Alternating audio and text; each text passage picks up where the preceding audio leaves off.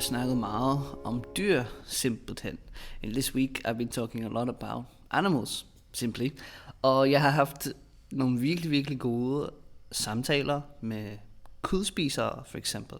I've had some really good conversations with, for example, meat eaters. Og jeg synes, det er fantastisk at kunne debattere lidt, at kunne snakke sådan åbent, med respekt, og høre hinanden, og at dele nogle tanker med andre. Og jeg kan se, at folk faktisk er generelt meget interesseret i emnet.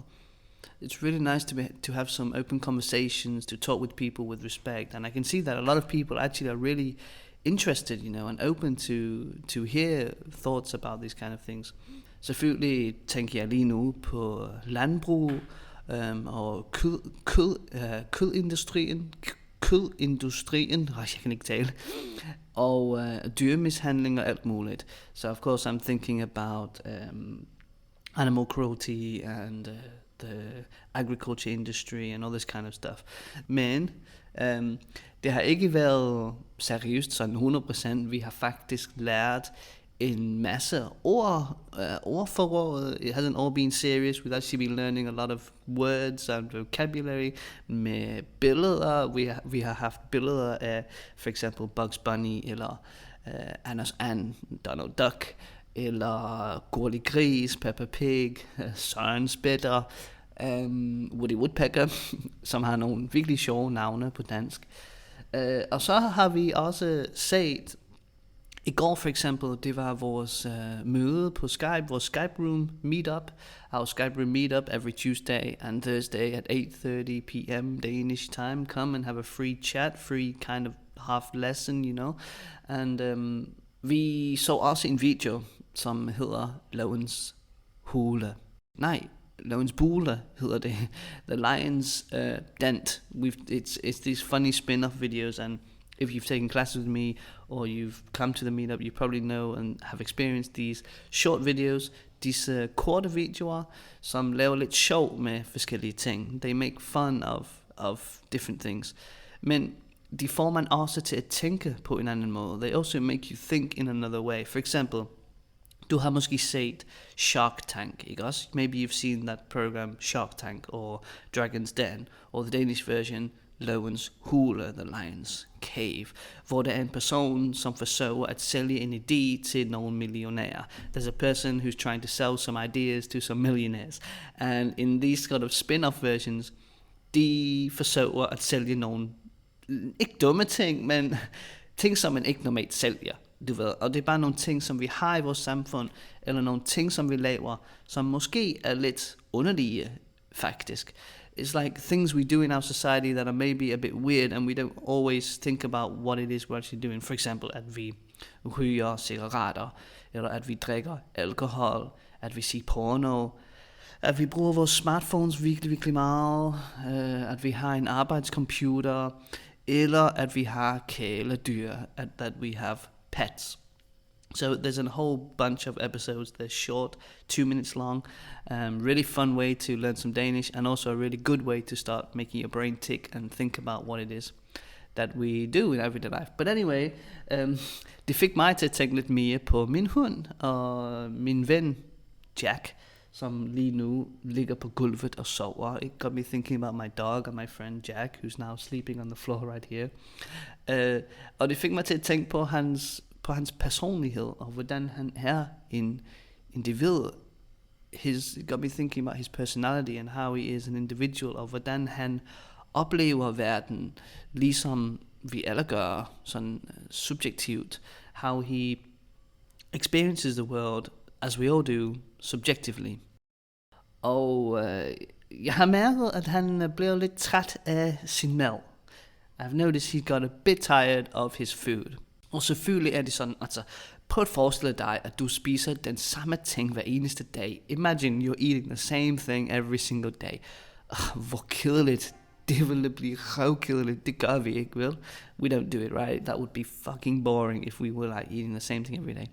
Så selvfølgelig skal jeg prøve også, at du vil mixe det op lidt, altså lave nogle forskellige ting til ham. Og jeg fandt en video Det var sent om aftenen, hvor jeg sad bare og scrollede på YouTube, og jeg fandt nogle videoer, som inspirerede mig lidt til at gøre det sjovt for ham at spise. Lad os lige høre en lydfil. Den tredje ting, som måske nok er den mest interessante, fordi det er den, vi kan gøre noget ved, det er, hvis din hund synes, at selve måltidet er blevet lidt uinteressant. Nogle hunde, de kan simpelthen bare ikke lide maden. Det bliver for kedeligt. Og så kan man hjælpe lidt ved for eksempel at varme maden op, bare 10-30 sekunder i mikroovnen. Så afgiver det noget mere duft, og det bliver på den måde lidt mere interessant. Du kan også hælde noget vand på, noget lunt eller noget varmt vand, og det trækker nogle smagsstoffer ud af foderkuglerne, og det giver så en sovs eller en suppe, som nogle hunde synes er sjov at stå og spise af. Der er også nogle hunde, der har regnet ud, at hvis de lader være at spise lidt, så kan man lige få en lille klat leverpostej i maden, og nogle hunde, de vælger også at vente med at spise, til vi sætter os ned på gulvet ved siden af, eller måske lige frem fodrer dem med hånden. Okay, velkommen tilbage. Okay, welcome back. Kunne du forstå, hvad han snakkede om? Could you understand what he was getting at? I'm gonna put a link in the description here, so you can watch the full video. Det var sådan set en mand, som forklarer lidt, hvorfor det er, at nogle hunde, de bliver kræsne. Kræsne means kind of like picky, why they stop eating. And he gives a few different reasons. But number 3, he said, was the most interesting. Og det var simpelthen det med, at hundene, de synes, at maden er kedeligt. Det er selv måltidet, som de nu synes er kedeligt. So it's actually the meal that they just start to think is boring. And it really described my dog very, very well. Because he started saying like, the dog figures out that if they wait a little bit, well, he said if they wait a little bit, they can get a bit of leverpostej i deres mad. I would not give them that, which is like liver pate or whatever, which is disgusting. Sorry, Denmark, but, well, I'm not sorry, but Denmark, don't eat that shit. It's the worst.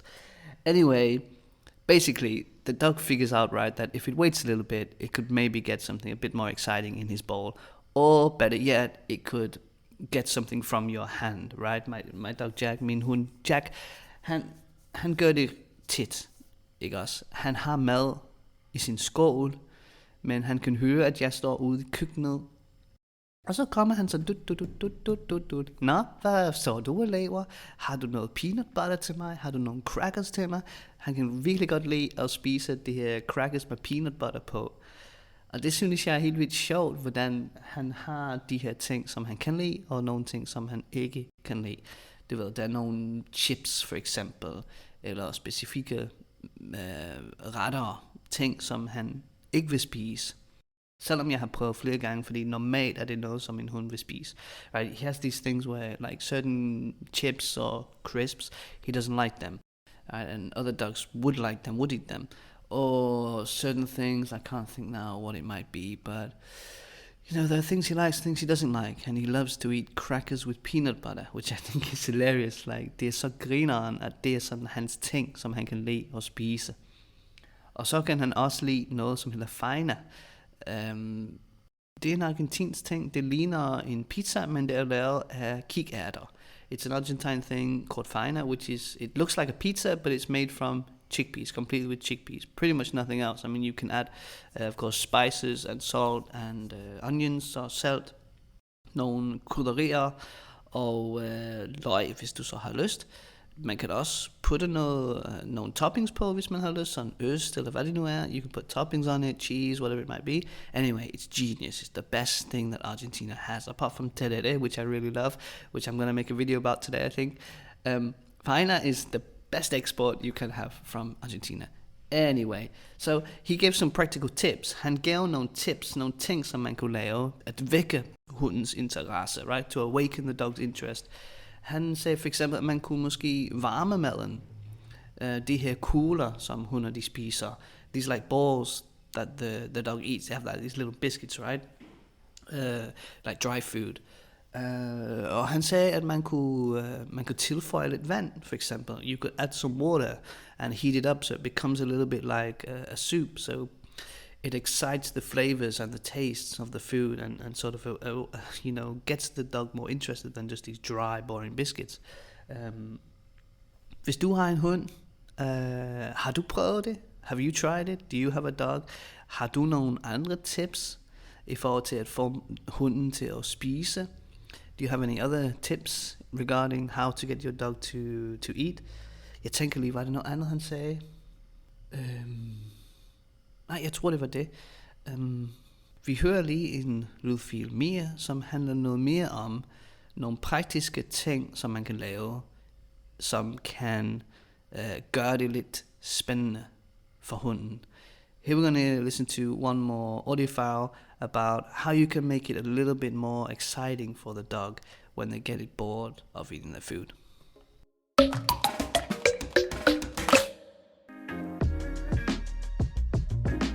Det første, jeg vil vise jer, er, hvordan man laver en plastikflaske om til et aktivitetslegetøj. Det, man skal bruge, det er en plastikflaske, en lighter, og så selvfølgelig hundens foder eller nogle godbidder. Man kan både bruge en stor eller en lille plastikflaske. Det afhænger af hundens størrelse og sværhedsgraden. Det, man gør, er, at man tager låget af, og så tager man lighteren og brænder huller i, som passer til foderpillens størrelse og sværhedsgraden til hunden. Jeg vil selvfølgelig ikke gøre det indenfor. Det skal man lade være med. Man skal gøre det udenfor. Så jeg har snydt en lille smule og brændt nogle huller udenfor på forhånd. Så når man har brændt hullerne, kan man tage fodret eller nogle godbidder og putte det ned i flasken. Når man har puttet godbidder i, så smider man låget på, og så kan man egentlig bare give den her til hunden. Så har hunden en masse aktivering i at rulle flasken og få godbidderne ud. Sådan der. Okay, så kunne I forstå det? Kunne I forstå, hvad hun snakker om? Could you understand what she was talking about? She gave you or us a nice tip to activating the dog, and she was using a bottle. Basically, she had a plastic bottle. She said that you can get the godbidder, the treats, or the food, and you put them in the bottle. First, you have to burn some holes, right, in the bottle that are big enough for the treats to fall out of. And I thought it was really funny because she said, like, of course I would not do this inside. I went outside to do it first, and she pulled one sort of that she'd made earlier, you know. And I thought to myself, did she really go outside to do that? Because burning a hole in a plastic bottle is not such a big deal. At least, maybe I'm just a bit crazy with fire. I don't know, but I would do it in the house. Maybe she's covering her back, like. But anyway. Det skal man gøre. Man skal bare man kan vælge størrelsen på flasken. You can choose the size of the bottle, afhængigt af hundens størrelse, depending on the size of the dog, right? You don't want a huge bottle if you have a tiny little dog. Common sense, right? So that was basically it. Burn some holes that are big enough for the treats to fall out. Put the treats in. Sæt låget på igen. Put on the lid and give it to your dog, and then let him have some fun. Og hvad sagde hun? Det var noget med størrelsen i forhold til sværhedsgrad. Sværhedsgrad, det er the difficulty, right? So you can vary the size of the bottle depending on how hard you want it to be for the dog to get the stuff out. Så jeg tænkte, det var da meget sjovt. Jeg har aldrig hørt om det før. I've never heard of it before. Og jeg tænkte, det vil jeg lave. Så det gør jeg faktisk i dag. Så jeg skal nok optage nogle videoer, og jeg skal nok smide dem op på Instagram og YouTube, eller hvad det nu er. Fordi jeg synes, Jack han har brug for lidt aktivering. Han er en af de her hunde, som er... Ja, han har meget energi. Og han får angst, hvis han ikke får brugt den energi. Right? He has a lot of energy, and he gets anxious if he doesn't use that energy. Og så begynder han at lave nogle underlige ting, ligesom han slikker sig selv i poten, for eksempel. He begins to lick himself on his paw, on his arm, på armen eller benet, hvad det nu er, eller on his leg. Og han gør det så meget, at det begynder at, ja, hvad kan man sige, det begynder at såre ham lidt. Jeg ved ikke hvordan, om det er noget i hans tunge, eller hvad det nu er, der sker faktisk, men he starts to do it so much that he starts to harm himself a little bit on his leg, right? So he's getting so anxious that, og så får jeg dårlig samvittighed selvfølgelig, and then I get a bad conscience, of course. Men det er tilbage til den ting, hvordan han er en individ, ikke også? Og vi skal også tænke, prøv at forestille jer, hvis det var dig, som var lidt spærret ind i et hus, og du ikke kunne komme ud, og du ikke kan komme ud af din have, med mindre nogen lukker det op for dig. Det er ikke så fedt, vel? Right? I know we love our dogs and we do what we do for them to protect them, right? But imagine if it was you that was a bit locked in a house. I mean, he's not locked in if he hits the door, let him out, but then he goes out into the garden and he can't go any further than that, right? He can't get out of the garden unless I let him out. And imagine if that was your world. Og så tænkte jeg også på alle de andre dyr, som er inde i den industri, som er rent faktisk spærret ind, uden plads til, at de kan bevæge sig, uden at de kan ikke engang dreje rundt. Some of the animals in the industry, right, they don't even have space to move around, and it's been standard practice for a long time with the gestation crates where the pigs cannot even turn around, right? They can look and face one way and they can't even turn around. Like, that is hell. That is really hell. Og det er nogle dyr, som også, ligesom en hundjag, de her grise, de er også individer, de har også personligheder, præferencer, og selvfølgelig vil de foretrække at kunne dreje rundt, at kunne bevæge sig, at kunne gå ud, at kunne udforske verden. Of course they would prefer to be able to turn around, at least to go outside, to explore the world, right? Og vi tænker ikke så meget på dem, fordi vi kan ikke se dem. Vi kan se vores hunde, vi kan se vores katte, vi kan se, at de får angst, at de er angstelige, at de vil ud, at de har brug for at gå en tur og alt det her. We can see our dogs, our cats, we can see that they need to get outside, they need to go for a walk. Min kæreste har lige smadret min guitar, tror jeg. Men vi kan ikke se de andre dyr, som gemmer sig bag disse mure, og we can't see the other animals hiding behind the walls, og selvfølgelig gør det til noget andet. Vi er sådan lidt disconnected i forhold til det.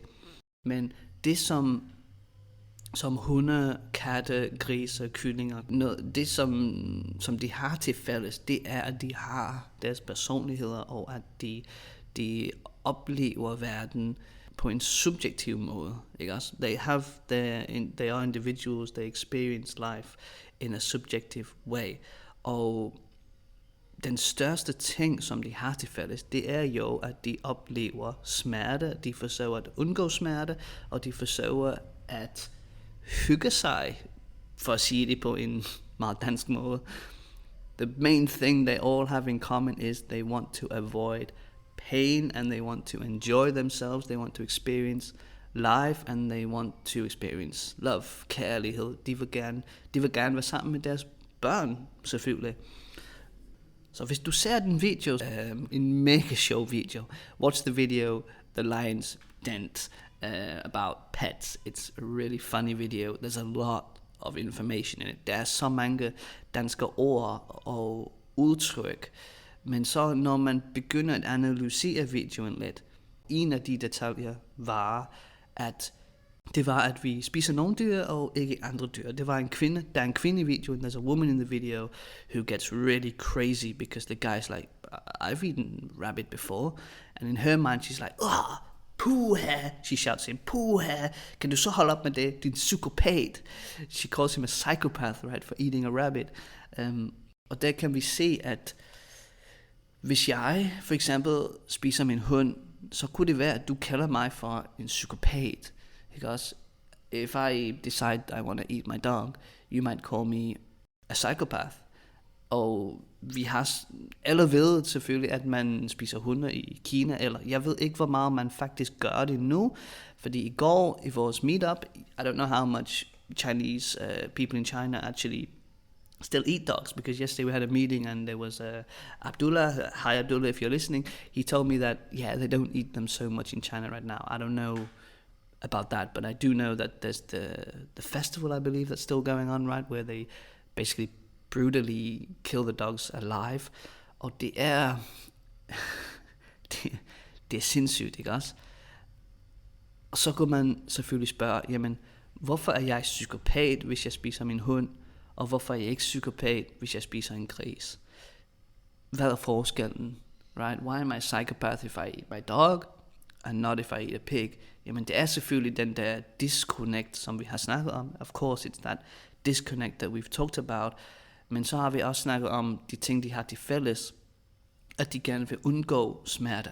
Hvis jeg sparker til min hund, if I kick my dog, he's gonna cower, he's gonna try to get away from me.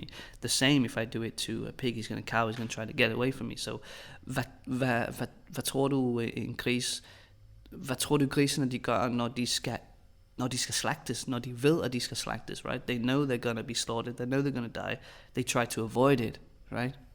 Så spurgte jeg, vi snakkede lidt om det her i går, og så spurgte jeg de andre, jamen hvorfor gør vi det så? Hvorfor spiser vi disse dyr?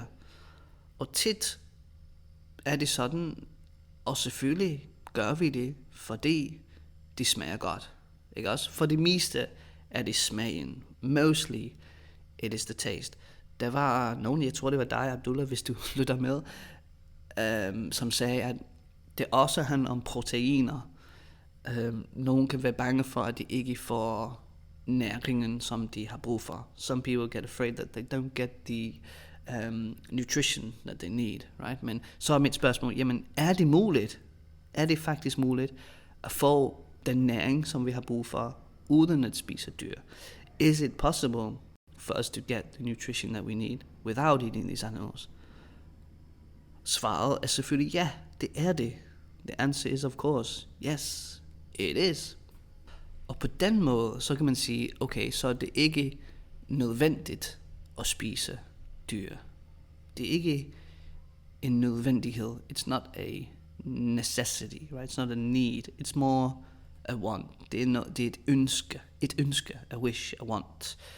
Så der har vi to ting. En nødvendighed eller et ønske. Så nu forstår vi, at det faktisk er et ønske, og vi gør det mest fordi, at det smager godt. Det kan jeg godt forstå. Så er det mange, det var Catherine, hej Catherine igen, hvis du lytter med. Catherine fortalte mig, at hun vil have meget svært ved at holde op med at spise øst, fordi det smager så godt. Ikke også? Og det er også en meget, meget kulturel ting. Catherine told me she would have real difficulty not eating cheese, stopping eating cheese, because one, it tastes good. Two, it's a cultural thing. Hun forbinder det så meget med hendes barndom, med hendes familie. Det er så indgroet i vores samfund, ikke også? She connects it a lot with her childhood. It's so ingrained in our society that giving it up means like you're almost giving up a part of yourself. Og så er det også det med, at hvis du træder ud af samfundet, hvis du træder ud af det, som er normalt, så er det dig, som er lidt underlig. Du er den underlige person. Right? If you step out of the norm, step out of what society is doing, then you are sort of the weird one. Og det har vi set mange gange i vores historie, sådan vores fælles historie. Jeg nævnte slaverne, da vi havde slaver. Der var det også normalt, eller det var accepteret af samfundet, af en del af samfundet.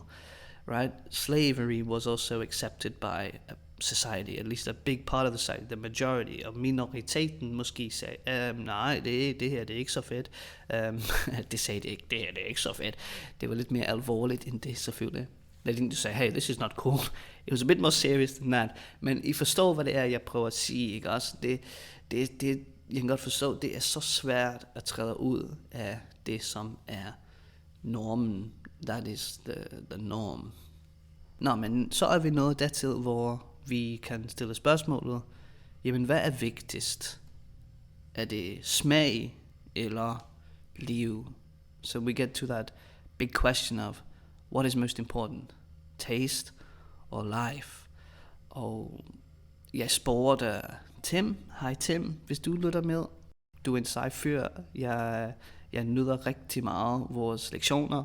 I really enjoy our classes. We've talked about all kinds of stuff. Og det jeg elsker ved disse lektioner, det er, at nogle gange så kommer der et emne, som betyder noget for mig, eller som betyder noget for den anden person. Altså folk, de har grædt under mine lektioner. Right? People have cried in my classes. Det er smukt. Det er utroligt faktisk. It's beautiful and incredible. And to those of you listening, that was you. You know, you're not alone. You're not. And I said to, I'm not going to name the person, but the other day, one of my students started crying in the class, and I said basically, you're not the first person that has cried in my class. 3, 4, 5, a bunch of people have done it, and even myself, I have been, tæt på at græde under en lektion, fordi at vi nogle gange snakker om ting, som er svære, og snakker om, ligesom jeg gør nu. Så det bliver til meget mere end bare at lære dansk, og det har været mit formål de sidste par år. That has been my purpose, my goal the last few years, to make this experience of learning Danish much more than just learning Danish. We can learn vocabulary, vi kan lære ordforråd, vi kan lære udtryk, expressions, men det skal også være noget, som stimulerer vores intellect, ikke også? Vores intelligens. We need also something to stimulate our intelligence and something that is meaningful for us, because Danish language is not the biggest, most important thing in the entire world. Der er selvfølgelig mange større ting end bare det. Så det med at inkorporere, at integrere disse ting ind i et læringsmiljø, det synes jeg er genialt og smukt og dejligt. So incorporating that into a learning environment is genius. Ja, det er det bedste nu ved mit job. Jeg har altid syntes, det bedste ved mit job, det er, at jeg kan stå op, når jeg har lyst. Nej, det kan jeg faktisk ikke. Nogle gange har jeg lektioner, jeg skal stå op. I always thought the best thing with my job is I can get up when I want. Well, actually, no, I can't, because I have to get up. I have classes to give. Men det har været en proces, ikke også? It's been a process of developing my own sort of, I don't want to say teaching style, because I no longer like to think of it as teaching rather than sharing, right? Sharing what I know and sharing the world, sharing my thoughts, sharing my personal life, and you hopefully sharing some of yourself back. Fordi der er ikke noget værre end at tage en lektion med en person, som er sådan lidt robotisk, ikke også? There's nothing worse than sort of taking a class with a person that is a little bit robotic, og det har jeg selv oplevet. Det er relativt normalt. It is relatively normal, fordi man skal være professionel, ikke også? You need to be professional as a teacher. Men ligesom med alt i livet, hvis man går alt for meget over på den ene side, på den side, som hedder professionalisme, jamen så bliver der noget efterladt på en eller anden måde. So something sort of gets left behind in one way or another, where you go too far over on the professionalism side. Når jeg kunne tale om dette emne, jeg synes, det er mega interessant. Både det om dyrene, men også det her om mine lektioner.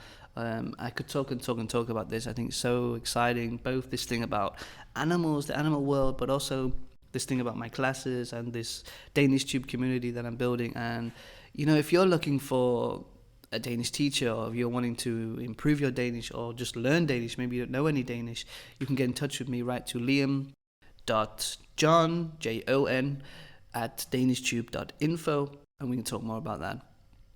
Så jeg synes, vi skal lidt opsummere. We need to summarize a little bit, right? Because this was supposed to be a short, quick episode that's not going to keep you here too long. So, hvad har vi snakket om, og hvad har vi lært? What have we talked about? What have we learned? Vi har snakket om min hund.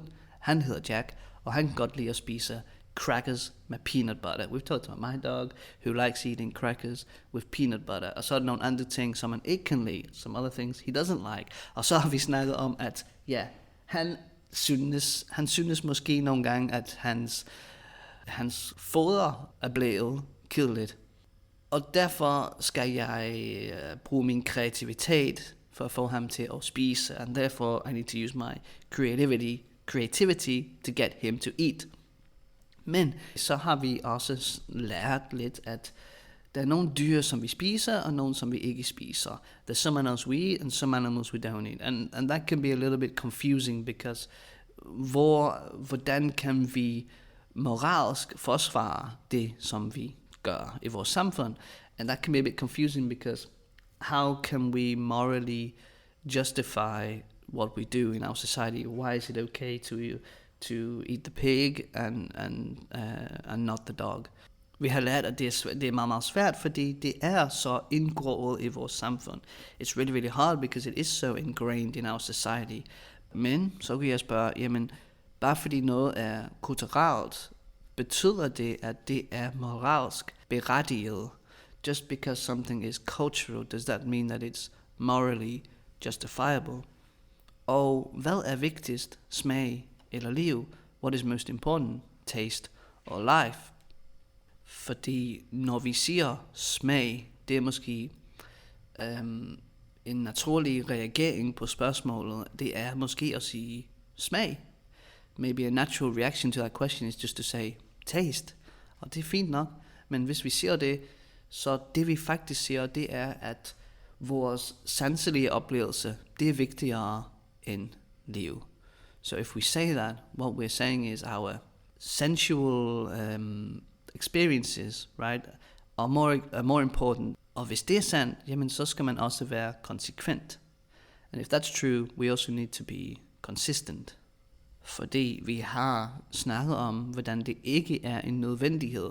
We talked about how it's not a necessity. So when something is not necessary, again, hvordan kan vi sige, at det er moralsk berettiget? How can we say it's morally justifiable when it's not necessary? For eksempel, hvis min hund, hvis jeg kan lide at sparke til min hund, yeah, if I can kick my dog because it gives me personally some sort of sensual pleasure, does that mean that it's justifiable?